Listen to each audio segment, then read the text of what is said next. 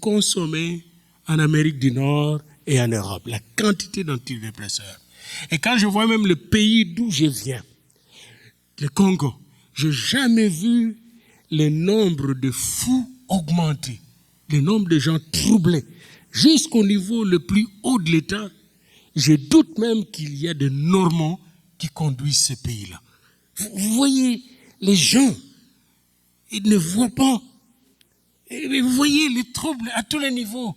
Comment quelqu'un, par exemple, j'ai vu des gens qui priaient sur des malades et qui disaient que les petits-enfants étaient des sorciers, puis les battaient littéralement. Comment un enfant de Dieu, un prédicateur, peut battre un petit enfant? Puis je veux sortir la sorcellerie de son ventre. Puis là, ils font des grimaces, ils font sortir des choses imaginaires. Et je n'ai pas pu terminer ce film. J'ai dit, c'est horrible. Je n'ai jamais vu ça dans mon pays. Je suis né dans ce pays-là. Je n'ai jamais vu de telles choses. Jamais vu de telles choses. Le monde est tellement troublé que les gens vont chez n'importe qui pour n'importe quoi, bien-aimé. Et j'ai vu des gens, même ici, j'ai parcouru, je vois les gens qui vont chez les devins, les gens qui vont chercher chez les astrologues. Chaque matin, vous allez voir à la télévision, les gens écoutent les astrologues pour diriger leur vie. Vous connaissez qu'un des grands présidents des États-Unis, républicain, sa femme était toujours derrière les astrologues, les devins, pour comprendre l'avenir de son mari, de sa politique, etc. Le monde est tellement troublé qu'il est prêt à suivre n'importe quel charlatan.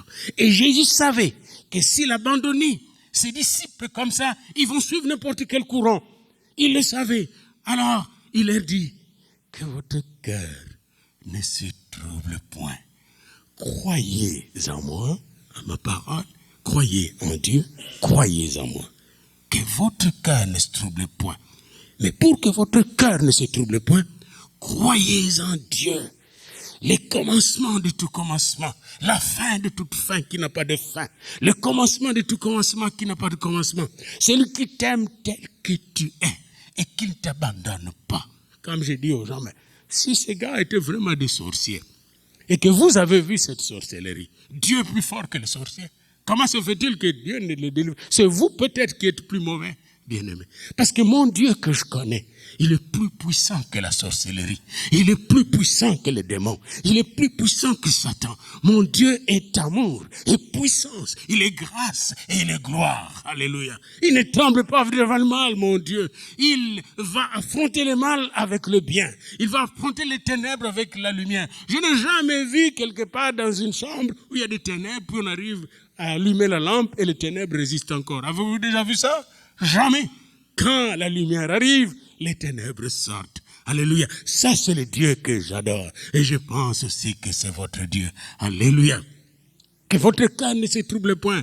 Croyez en moi.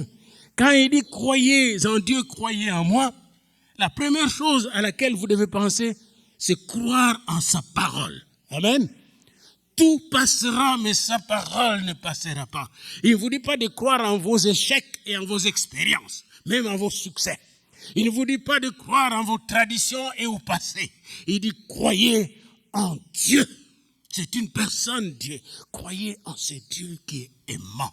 Croyez en ce Dieu qui est tout puissant, mais qui n'utilise pas sa puissance pour t'écraser, mais pour te relever. Alléluia. Croyez en ce Dieu qui libère. Croyez en ce Dieu qui console et réconforte.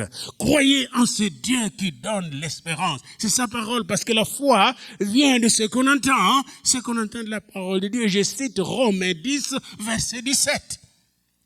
Et c'est Jésus quand il dit « et croyez en moi », il dit aussi de croire en lui et en Dieu en tant que parole, parce que lui est la parole. Et là, je suis dans Jean 1, le premier verset de Jean 1, premier chapitre de Jean. Au commencement était la parole, et la parole était avec Dieu, et la parole était Dieu. Et dans Apocalypse 19, 13, il est dit « son nom est la parole de Dieu ».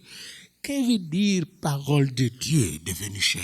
C'est-à-dire, toutes les paroles de Dieu ont été incarnées en Jésus-Christ. Les paroles du salut.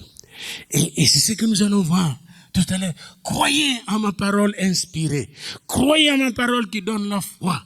Croyez en ma parole qui est l'épée qui tranche tout ce qui est mal et mauvais, car je suis la parole vivante, la parole de Dieu. C'est le premier pilier de la foi, mes bien-aimés, croire en la parole. Bien-aimés, je peux avoir des sentiments de découragement, d'abattement. Je me rappelle encore, un jour j'étais vraiment malade, sérieusement malade. C'était en 81. Puis des gens de prière qui étaient dans nos cellules de prière dans l'église sont venus prier pour moi. Ils m'ont visité. Puis quand ils priaient pour moi, comme tous les bons charlatans, après avoir prié, ils ont dit, nous avons vu des fourmis en train de commencer à ronger toute ta partie ici. Ça veut dire quoi? Ça veut dire je suis mort. Les fourmis sont en train de ronger. J'ai dit à ma femme, faites-les sortir ces gens-là et qu'ils ne reviennent plus jamais ici. Plus jamais.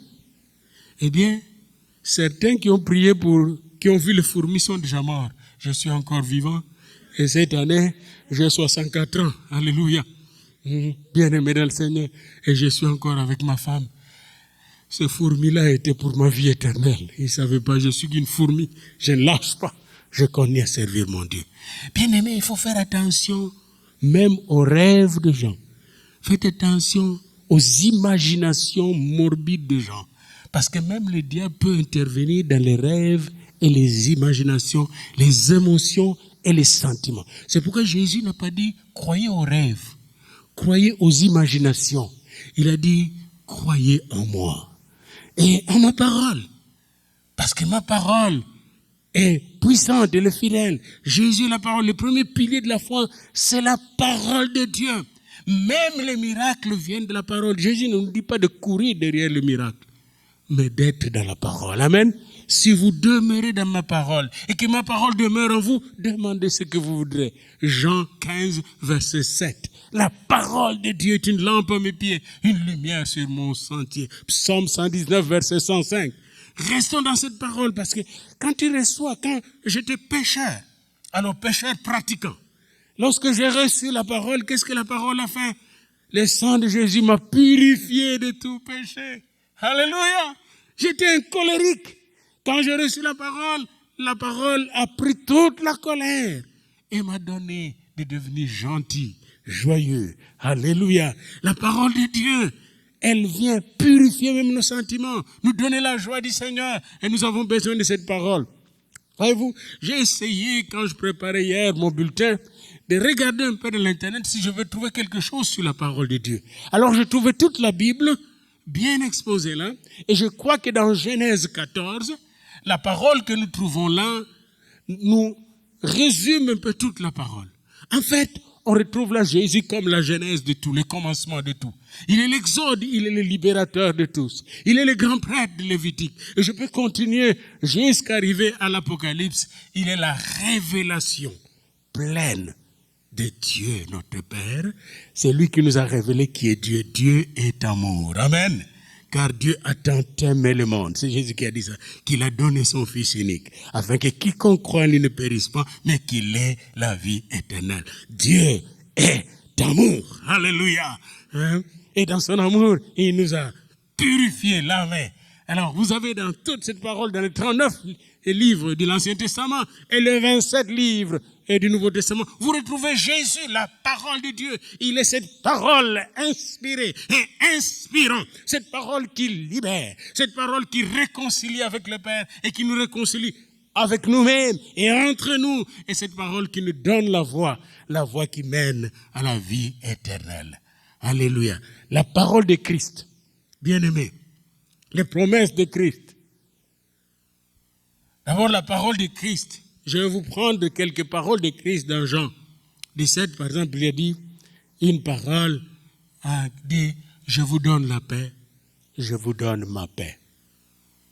Je ne vous la donne pas comme le monde le donne. Jean 14, verset 27. Je vous laisse la paix. Je vous donne. Ça, c'est la parole. Ce n'est pas une promesse, là. Il donne. Il dit, je vous donne la paix. Vous êtes troublés? Je vous donne la paix. Je vous donne ma paix. Je vous laisse la paix. Je vous donne ma paix. Savez-vous qu'il y a plusieurs paix dans le monde? Quand vous allez à l'ONU, on travaille pour la paix. Mais je sais, en 60, quand l'ONU est arrivé au Congo, La première chose que l'ONU a fait, faire tout pour tuer le premier ministre qui a été élu, Lumumba. C'est ça, donner la paix. Après, on a mis un dictateur, Mobutu, qui a troublé le pays pendant environ 40 ans. C'est l'ONU. Ça, c'est la paix de l'ONU que je connais, moi. La paix de l'ONU ne peut pas donner la paix, la vraie paix. Mais la paix de Jésus, bien-aimé, cette paix de Jésus n'est pas un trompe-œil. Quand Jésus est venu dans mon cœur, je ne dormais pas beaucoup. J'avais besoin de médicaments pour dormir. Et j'en abusais même. J'étais alors jeune. J'avais une vingtaine d'années. La première chose que j'ai remarquée, après avoir ouvert mon cœur à Jésus, une paix profonde, un sommeil sans médicaments. Et depuis lors, je dors sans médicaments. Alléluia. Quelle paix. Oh, la paix que Jésus donne. Sa paix qu'il donne est profonde parce que quand il vient à nous, il enlève tout ce qui est troublé. Toutes les mauvaises pensées, il enlève. Et il les remplace par l'amour de Dieu. Amen. La présence de Dieu, la présence de Jésus-Christ. Il nous lave par son sang précieux et nous remplit de son Esprit Saint. Et son Esprit Saint bien-aimé ne vient pas pour nous agiter, mais pour nous apaiser. Amen. Il nous donne la paix.